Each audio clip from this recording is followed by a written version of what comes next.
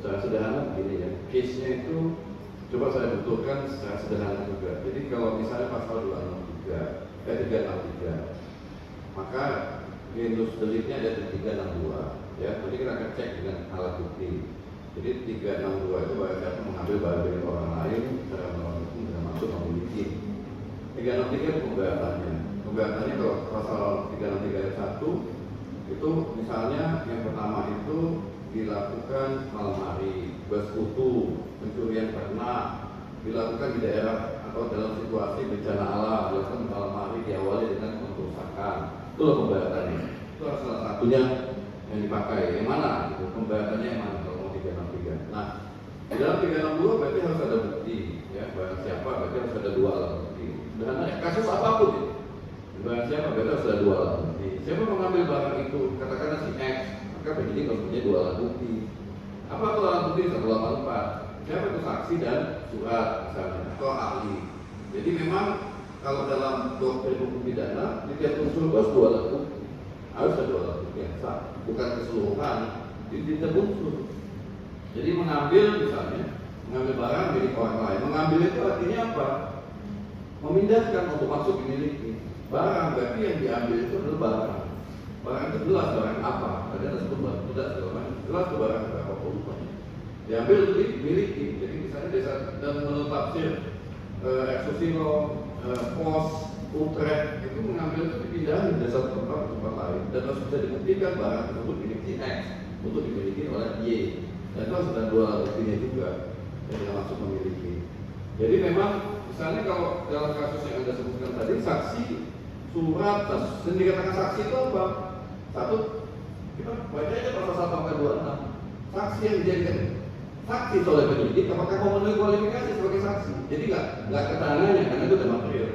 Apakah dia melihat, mendengar, atau mengalami? Kita checklist, ini saksinya ini melihat, mendengar, atau mengalami. Takutnya ini saksi abal-abal yang tidak memenuhi kualifikasi itu. Jadi kita tidak masuk ke area substansinya, tetapi masuk area, ini pencurian di daerah Tambang 363 dilakukan di malam hari. Saksi itu menyatakan nggak pencurian itu di malam hari atau enggak? Jadi harus melihat atau mendengar atau yang dicurinya betul nggak? Batu or yang yang disebutkan tadi bahan tidak, ya, dia jelas siapa saksinya. Ya, jadi dia harus memenuhi kualifikasi ini.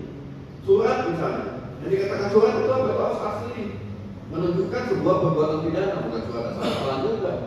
Jadi surat harus menunjukkan bahwa surat itu atau dokumen itu memang digunakan sebagai alat bukti berkaitan dengan tindak pidana, bukan surat asal-asalan itu.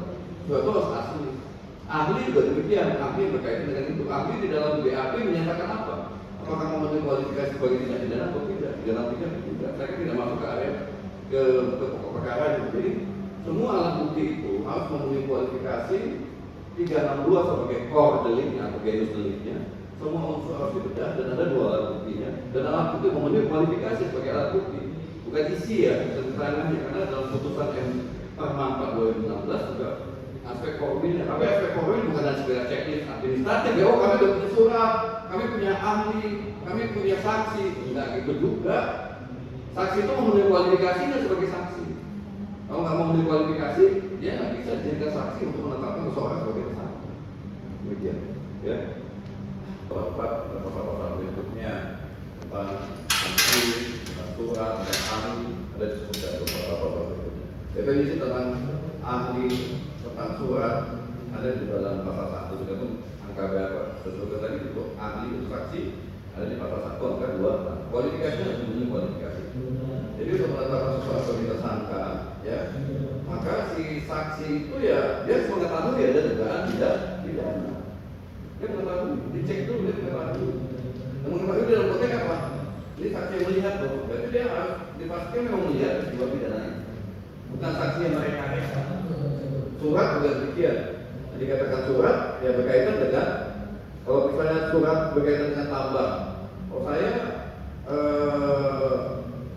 sebagai penyidik, maka penyidik harus menjelaskan itu memang batu, memang alat peledak, sudah punya izin, itu kan surat juga ya. Dan milik siapa? Ya, dia si pemilik itu mendapatkannya secara legal atau ilegal, ada bukti kalau dia mengimpor, ya, surat itu jelas, lengkap dan asli. Jika mau membuktikan kepemilikan Kalau memang itu berkaitan dengan pencurian, harus betul membuktikan bahwa itu milik dia. Jika sudah Yang paling ya, sama juga saksi yang didatangkan dalam BAP sama sekali saya sebutkan saksi abal-abal yang nggak tahu. Kemudian ada saksinya, di checklist ada saksi. Makanya saksi memenuhi kualifikasi sebagaimana disebutkan tadi. Surat misalnya, ini surat asli atau fotokopi? Ya, fotokopi kan nggak memiliki kekuatan pembuktian.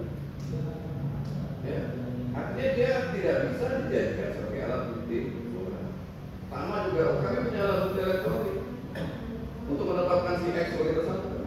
Putusan MK dan ketentuan Kominfo sebaiknya alat bukti elektronik itu otentik.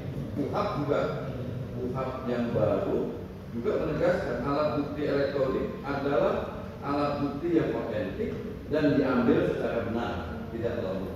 Oke, begini. Berkaitan dengan barang ya, misalnya bukti elektronik itu adalah bukti pembelian. Berarti iya, dialah bukti pembelian. Bukan, gini. Barang bisa diilustrasikan di pusat apa? Barang itu alat buktinya. Kalau kita bicara soal elektronik, misalnya terkait dengan barang bukti, apakah itu bukti elektronik berkaitan dengan barang tersebut atau tidak?